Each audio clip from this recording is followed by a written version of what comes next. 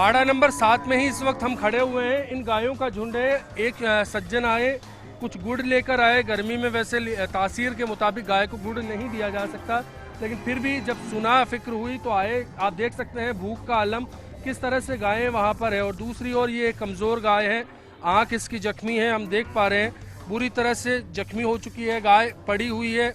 पानी को पिलाने की व्यवस्था के लिए हमने कर्मचारियों से मांग की है कि कोई पराती मिल जाए तो पानी मिल जाए तो शायद जीव लौट आए, थोड़ा सा चारा इसको मिल जाए। लेकिन ये व्यवस्था है यहाँ पर जो आप देख पा रहे हैं। आप लगातार इसकी मॉनिटरिंग कर रहे हैं कि कोई पक्षी इसको आकर जख्मी ना करे। लेकिन उससे पहले चंद गुड़ की जो करीबन 10-15 किलो गुड़ आया, उसके लिए किस तरह से गायें ये भागी, किस तरह से इनके बीच संघर्ष हुआ, ये फिलहाल एक पल की तस्वीर है। ये संघर्ष लगातार यहाँ पर चलता है, इस स्थिति को समझ सकते हैं। दूसरी तरफ ये निर्जीव सी गाय यहाँ पर है, कोशिश होगी कि इसको पानी मिल जाए। प्यास इसका है, जख्मी जो है गोबर में पड़ी हुई है, लगातार इन्फेक्शन इसके पास फैलता जा रहा है। ये जो स्थिति है इससे समझा जा सकता है कि गौशाला में कर्मचारी हैं, व्यवस्थाएं हैं, लेकिन नाम की काम किस तरह से होता है वो आप मेरे पीछे इन गायों के आवाज़ से समझ सकते हैं। अगर आपने घर में कभी कोई जीव पाला है, गाय आपने पाली है, तो शायद इनके रंभाने की आवाज़ आपको ये बयान करने के लिए काफ़ी होगी कि सूरत हाल ग्राउंड ज़ीरो पर क्या है।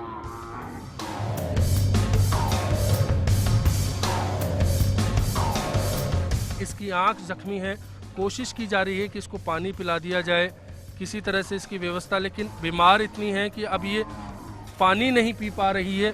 कोशिश की जा रही है कि इसको कुछ मदद की जाए। हालांकि गाड़ी आएगी और गाड़ी कितनी देर में आएगी ये अभी समझ नहीं पाए हैं हम, लेकिन व्यवस्थाओं में आप देख सकते हैं भूख है, प्यास है, बीमारी है और बीमारी के बाद जख्मी आँख है। ये जो दावे हैं उनकी उलट एक तस्वीर भी है। सबकी कोशिश है, लेकिन ये कोशिश कितनी कामयाब होती है। स्थिति सिर्फ एक बाड़े की है, बाकी बाड़ों का नज़ारा भी हम आप तक पहुंचाने की कोशिश कर रहे हैं। इसी बाड़े में पानी की व्यवस्था की ओर आज आपको ले जाते हैं। दूर एक टैंक है, उस टैंक में मैं आपको ले जाकर दिखाना चाहूँगा कि क्या वहाँ पर भी माकूल व्यवस्थाएँ हैं, पानी है, साफ़ है, पर्याप्त है, और क्या 1000 गायों के लिए इतना काफ़ी होगा। आपको एक बीमार गाय के बारे में हमने बताया। अब इसके चिकित्सा के प्रबंधन यहाँ पर किए जा रहे हैं। इसको अस्पताल तक ले जाने की कोशिश की जा रही है। कौवे ने आंख में चोंच मारकर इसको ज़ख्मी कर दिया है। पानी पिलाने की कोशिश हमने की थी, लेकिन वो नाकाम रही। इसके लिए भूसा भी डाला गया, लेकिन वो भी संभव नहीं हो पाया। अब जो एक एम्बुलेंस की व्यवस्था है यहाँ गौशाला प्रबंधन की ओर से, वो आप देख पा रहे हैं कि किस तरह से इस गाय को एक यूनिट तक ले जाया जाएगा। वहाँ जो भी फर्स्ट एड होगा वो इसको दिया जाएगा और कोशिश होगी कि ये फिर बेहतर हो जाए, स्वस्थ हो जाए और इसकी संख्या उन गायों में शुमार ना हो जो यहाँ पर आई तो थी, लेकिन यहाँ के बाद सीधा अलविदा बोल गई। कोशिश होगी अगले दौर में हम उस अस्पताल तक पहुँचे और जिस तरह से इस गाय को वहाँ पहुँचाया जा रहा है, वहाँ पर किस तरह का इसको ट्रीटमेंट मिलेगा, किस तरह से इसकी चिकित्सा होगी, उस पर बात की जाए।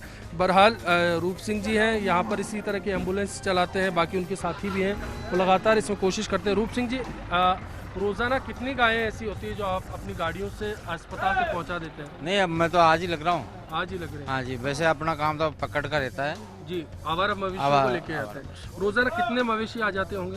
रोजाना 20-25। और कितने उनमें से छुड़ा लिए जाते हैं? क्योंकि मैंने दरवाजे पे पढ़ा था कि छुड़वाते भी हैं हाँ, कुछ लोग अपनी इनके ऊपर वो चालान करते हैं उनका जी। 2 चालान से भाई धनी छुड़ा ले जाते हैं इनके जो भी आते हैं जी।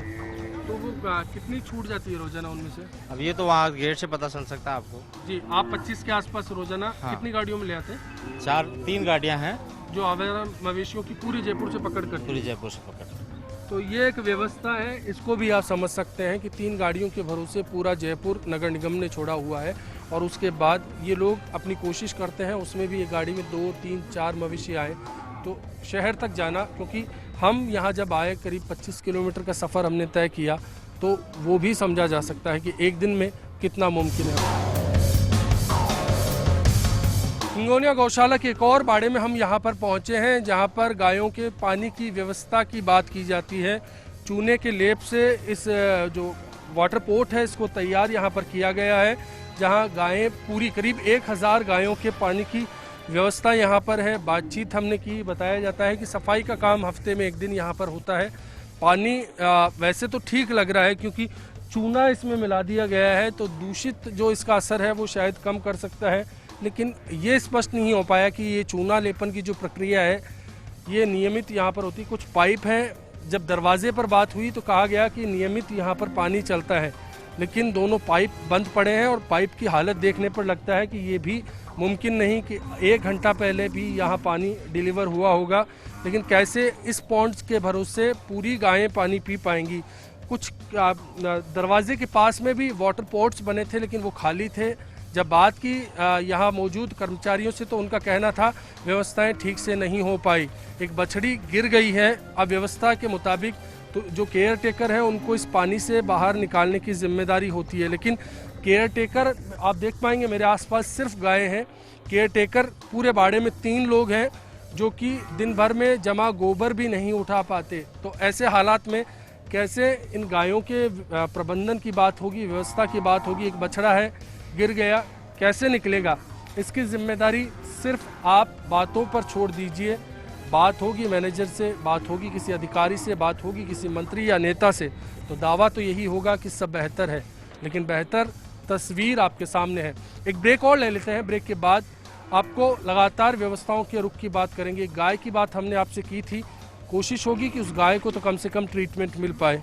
खैर ये जो तस्वीर है वो बताती है कि यहाँ ज़िंदगी जंगल के मुताबिक है, जीना है तो खुद लड़ना है। ये सफ़र जारी रहेगा। आप बने रहिए फर्स्ट इंडिया पर।